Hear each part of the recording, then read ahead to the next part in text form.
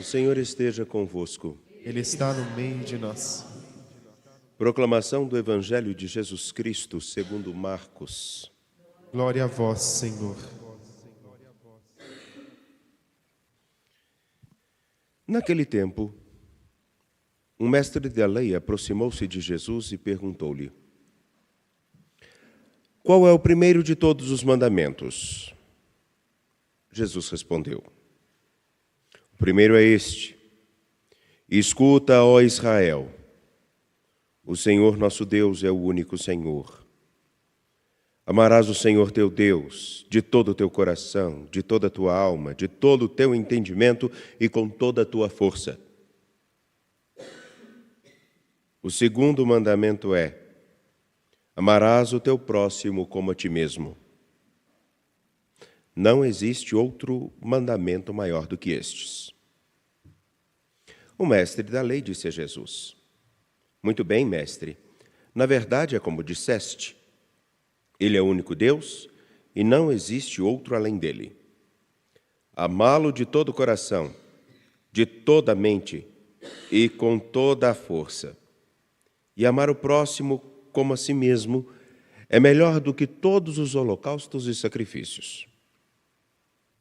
Jesus viu que ele tinha respondido com inteligência e disse: Tu não estás longe do reino de Deus. E ninguém mais tinha coragem de fazer perguntas a Jesus. Palavra da salvação. Glória a vós, Senhor. Por favor, podem se sentar. Sejam bem-vindos, vocês que aqui estão no Santuário Basílica Nossa Senhora da Piedade. Caríssimos, caríssimas. Qual é o maior mandamento? Qual é o primeiro de todos os mandamentos? Precisamos categorizar as coisas para até acharmos uma justificativa de nossas possíveis omissões. É assim que nós nos comportamos. Afinal de contas, aquilo que é mais importante, aquilo que nós consideramos como mais relevante, damos prioridade. E quando as coisas não são tão importantes assim, então deixamos para depois. Entretanto, a pergunta deste homem, no capítulo 12, versículos 28 a 34, que tem, na verdade, uma continuidade do encontro de Jesus no capítulo 12, versículos 18 a 27, com os saduceus, que fazem aquela pergunta capciosa: depois que uma mulher se casa com 7 irmãos, não tem filhos, quem é o marido dela? Lá tinha uma pergunta capciosa, uma maldade incutida. Aqui não. Existe somente uma pergunta para responder a algo que é importante. Essa pergunta, como não vem com maldade, ela também vem como um indicativo fundamental que eu gostaria de voltar e pegando ponte justamente no que falei ontem. Da mesma forma com que nós nos apegamos a papéis e nos esquecemos que os papéis que nós exercemos, eles não são maiores do que aquilo que a gente significa e percebe de significância, de importância da vida das outras pessoas com quem nós convivemos, a mesma coisa acontece com a categorização daquilo que precisa ser observado dos mandamentos ou na vida. Me faço entender. Nossa categorização é tamanha que nós começamos a achar que, na verdade, o papel do pai e o papel do filho são um é menos importante do que o outro. E, na verdade, não importa se eu sou o pai ou se eu sou o filho. O que importa, na verdade, é a importância que cada um vai ter na convivência diária. Porque eu posso ser um pai que mereça o desprezo, e existem muitos. Eu posso ser uma mãe que mereça o desprezo, como eu posso ser um filho que merece o desprezo, a partir dos comportamentos e do modo com o qual eu interajo com aquelas pessoas que são pai, mãe, irmão, irmã e por aí vai. Então não importa A categoria aqui não é mais importante do que a gente vai viver junto. Qual é o primeiro dos mandamentos? Escuta, ó Israel, o Senhor nosso Deus é o único Senhor. Amarás o Senhor teu Deus de todo o teu coração, de toda a tua alma, de todo o teu entendimento e de toda a tua força. Dar a Deus o lugar que Ele deve ocupar na nossa história, numa relação onde Ele é Deus, eu sou do seu povo, sou seu filho, mas qual é a relação estabelecida entre eu e o Senhor? Essa relação estabelecida precisa ser recordada sempre, como diz Paulo a Timóteo. Ora, lembra-te de Jesus Cristo, da descendência de Davi, ressuscitado dentre os mortos, segundo o meu evangelho. É por ele que eu estou sofrendo. Ora, e por que Paulo sofre? Me lembro que ainda citei na homilia de ontem. Ele sofre porque a riqueza do que ele encontrou justifica, no cotidiano, passar pelas intempéries de dedicar-se a algo que é muito precioso. Ora, lembremos-nos da categorização. Um pai ou uma mãe, no papel de pai e de mãe, ele precisa sim suster os filhos, educar os filhos. Os filhos, em um determinado momento, têm a condição de serem tutelados, guiados, orientados, formados, educados. É assim. Quando nós invertemos a lógica, nós vemos o caos que algumas famílias vivem. Uma criança sem maturidade regendo a vida de adultos com responsabilidades. Mas é claro que isso não acontece na grande maioria dos lares atualmente. Isso é só lá no Barreiro, em Belo Horizonte. Quem nos escuta não vê isso acontecer nem mesmo na sua casa. Quando se tem um papel, quando estamos aqui comprometidos com aquilo que essa pessoa pode ser, a importância de sua vida, do seu querer, do que ela pode de como ela pode se desenvolver. Existe um sofrimento inerente em ser comprometido com algo. Porque sou comprometido com algo, me incomodo quando vejo a lata da despensa esvaziar e não ter como repor. Quando tenho comprometimento, me angustia ver uma pessoa começar a trilhar um caminho onde ela irá se destruir. Portanto, eu intervenho, mesmo que ela não queira. Mas eu vou intervir. Me lembro uma vez que escutei uma pessoa dizendo o seguinte: porque eu sou independente, eu não preciso de você. Junte suas coisas e vá embora de casa, porque se você não precisa de mim, você não precisa da minha casa, você não precisa da minha comida, você não precisa do meu teto, você não precisa das roupas que eu te dei, você não precisa de... Vá. Foi? Claro que não. Pois bem, há um sofrimento inerente também no comprometimento de por que eu vou me dedicar a fazer tanta coisa por alguém que não me dá valor? Não é pelo que eu receberei dele, mas pela importância que eu sei que essa pessoa tem, ainda que ela ainda não tenha consciência desse valor, será assim feito. Na verdade, qual é o maior mandamento? Amar o Senhor teu Deus de todo o teu coração, de toda a tua alma, de todo o teu entendimento, e ao próximo como a ti mesmo. É o segundo mandamento. Nenhum deles é maior do que esse, porque eles sintetizam uma coisa bem simples: o comprometimento. Comprometimento tal que nos faz todos os dias morrer um pouquinho para nossas vontades, a fim de fazer o que é necessário. Paulo fala de uma experiência cotidiana de morte da sua vida segundo Jesus Cristo, em um comprometimento não só em fazer com que as pessoas se encontrem com Jesus Cristo, mas que elas encontrem o valor da vida. É por isso que ele vai relembrar no versículo 11: merece fé esta palavra, se com ele, Cristo, nós morremos, com ele nós viveremos.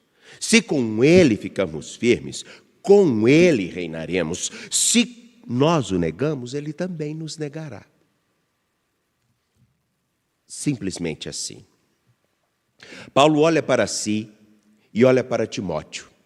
Um homem que pode olhar nos descompromissos de seu tempo, inclusive daqueles que se dizem cristãos, encontrar inúmeros motivos para desistir de seguir o Evangelho. Como nós também achamos um monte de motivos para não irmos à igreja, achamos um monte de motivos para não falarmos do Evangelho, achamos um monte de motivos para não nos comprometermos com aquilo que recebemos no dia do nosso batismo, todo mundo pode achar qualquer desculpa. Porque, na verdade, mostra também um pouco da nossa ignorância ou talvez até da nossa mediocridade. Porque, afinal, nós preferimos nos nivelar pelo que os outros fazem de baixo e não nos nivelarmos por o que eles poderiam fazer de cima. É um problema congênito do nosso tempo. Aqui, ao dizer isso, ele está falando para Timóteo: você pode achar inúmeros motivos para não continuar a sua caminhada de discípulo de Jesus Cristo, pois eu te digo, vale a pena. Porque se alguém morreu pouco a pouco, todos os dias, inclusive quando foi negado por suas comunidades, fui eu. Se alguém teve que ficar firme, inclusive quando os seus compatriotas se colocaram contra ele, fui eu. Por isso, posso te dizer, eu vivo. Inúmeras experiências de morte tive, mas eu vivo. Inúmeros embates eu tive, mas porque fiquei firme, eu percebo que o Senhor me dá condições de, com Ele, governar e cuidar. Aí vocês vão me dizer assim, e o que isso tem a ver com o que o Senhor começou a falar no Evangelho? É simples, meus queridos. Amar a Deus de todo o teu coração, de toda a tua alma, de todo o teu entendimento, com toda a tua força. E o segundo é amar ao próximo como a ti mesmo. Ora, meu querido, nós falamos de amar ao próximo como a nós mesmos, mas nós temos a percepção da importância do comprometimento de Deus para conosco. E nós temos a compreensão da importância do nosso comprometimento com os outros, da mesma forma que nós gostaríamos que os outros fossem comprometidos conosco. Ora, se eu tenho uma experiência de comprometimento, se eu quero um tipo de comprometimento para comigo, que eu o ofereça. Essa é a medida do que está sendo dito aqui. Amar o próximo como a ti mesmo.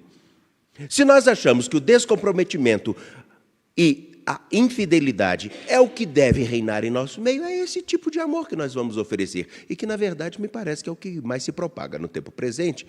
Não do cunho moral, não estou falando de cunho moral, dessas coisas não, de que não pode fazer isso, não, mas percebam. Quem não se compromete com a educação de alguém e quer ser amado a todo tempo, ele está se comprometendo com a sua vontade, com o seu prazer, com a sua satisfação.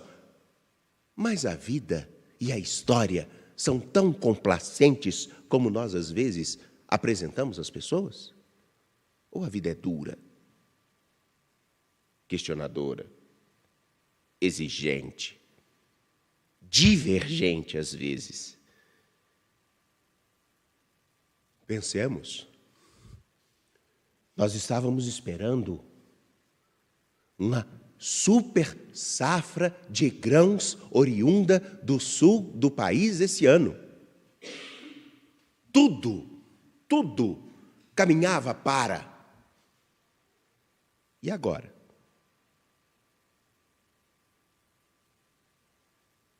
Vejamos outra coisa. Nós, há 4 anos atrás, estávamos num momento de estabilidade. Eu gostei dessa reflexão da minha oftalmologista. Há 4 anos atrás, nós estávamos num período todo mundo tão tranquilo, tudo muito certo. O mundo está caminhando, vamos avançar. Vem uma pandemia que nos faz agora voltarmos a um estado onde, quando nós nos lembramos do grande problema que foi a Segunda Guerra Mundial, vemos grandes problemas políticos e bélicos acontecendo no mundo inteiro. Uma instabilidade que se instala. Nós não conseguimos nem mesmo mais controlar a poliomielite, porque tem pessoas super inteligentes que acham que não é preciso mais vacinar. Olhem que atraso que nós estamos.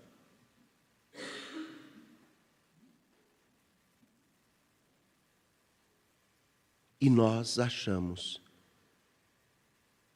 que isso não é fruto de um mero descompromisso. Descompromisso ambiental, humano, relacional. Sim, humano, relacional. Por que relacional diferente do humano?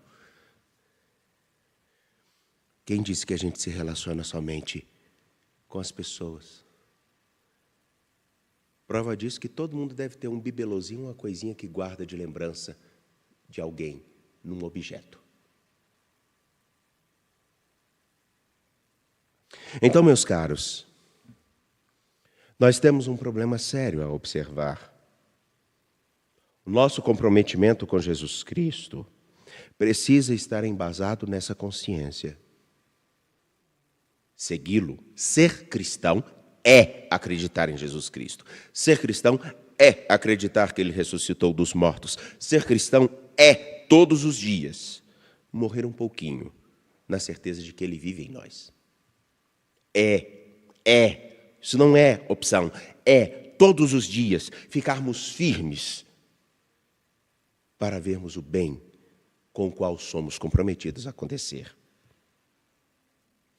Eis aqui a diferença do homem que hoje pergunta a Jesus qual é o primeiro mandamento, daqueles outros de ontem que fizeram a pergunta capciosa, maldosa. Sabem o porquê? Porque esse homem faz uma pergunta para entendimento, para um compromisso de algo maior com alguém. Os de ontem, vocês podem pegar, voltem lá. Voltem no Evangelho de Marcos, capítulo 12, versículos 18 a 27. Eles perguntam porque perguntam a Jesus de modo capcioso o porquê. Eles perguntam porque querem destruir. Bom, aqui está uma condição simples de papéis. Nós podemos nos relacionar com a vida, com os outros, até mesmo com Deus, de um modo destrutivo. E nós podemos nos relacionar com a vida, com os outros e com Deus, de um modo construtivo. Isso vai depender do papel que a gente quer exercer, do modo com que a gente vive cada papel. Eu posso destruir o meu filho, como já vimos ao longo da história. Reis que mataram filhos para não perderem o trono e morreram.